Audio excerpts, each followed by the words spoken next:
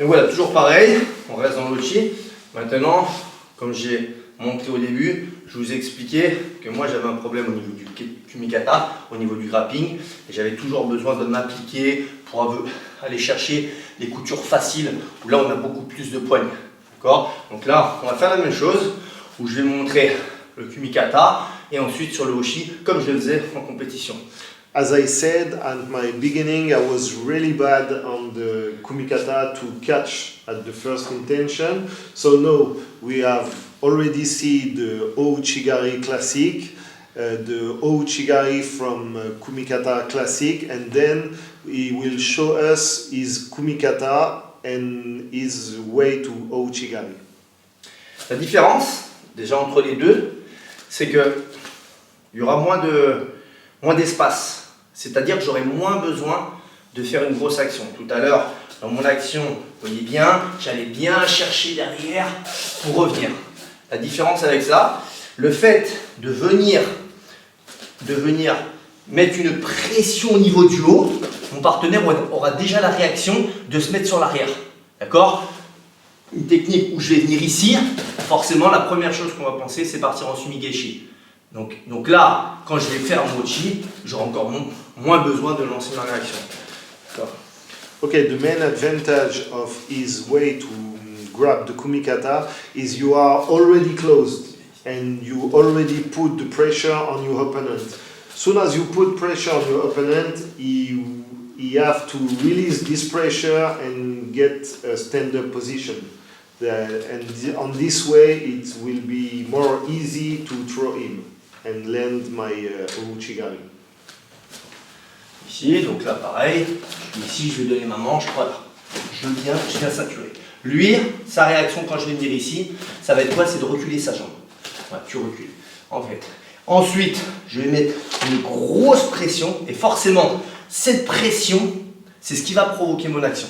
Tout à l'heure, garde classique, le fait d'avoir de l'espace, je suis obligé, ce qui provoquait, c'était mes hanches. D'accord? Là maintenant, ça va toujours être mes hanches, mais j'aurai besoin de moins de rotation. Juste ce petit mouvement-là suffira par rapport à la pression que je vais mettre en haut. Most of the time, the first move of my partner is to put his leg back. And as I put the pressure on him, he will have to release this pressure to be more comfortable on the position.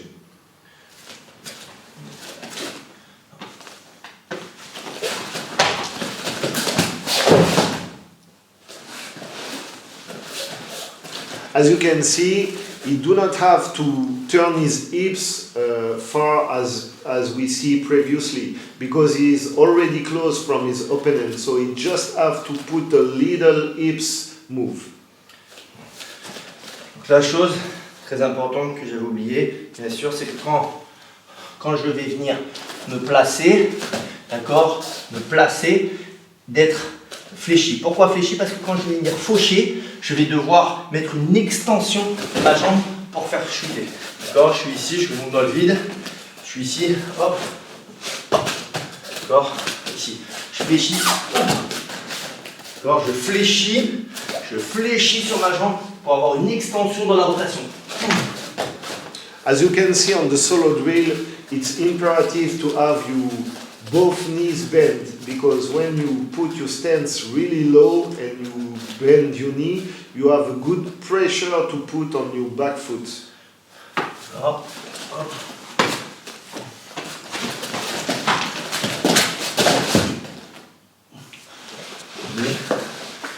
Donc là, pour tout récapituler, d'accord, pression, je viens, n'oublie pas, quand je viens tirer, je ne saute pas, je tire à moi, d'accord, et ensuite, dès que je viens coller, on n'oublie pas, voilà, de contrôler ce bras, d'accord, contrôler ce bras,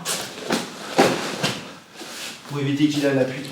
To control the arm and avoid my partner to have a tripod with his arm, I will close my elbow to my body to catch his arm.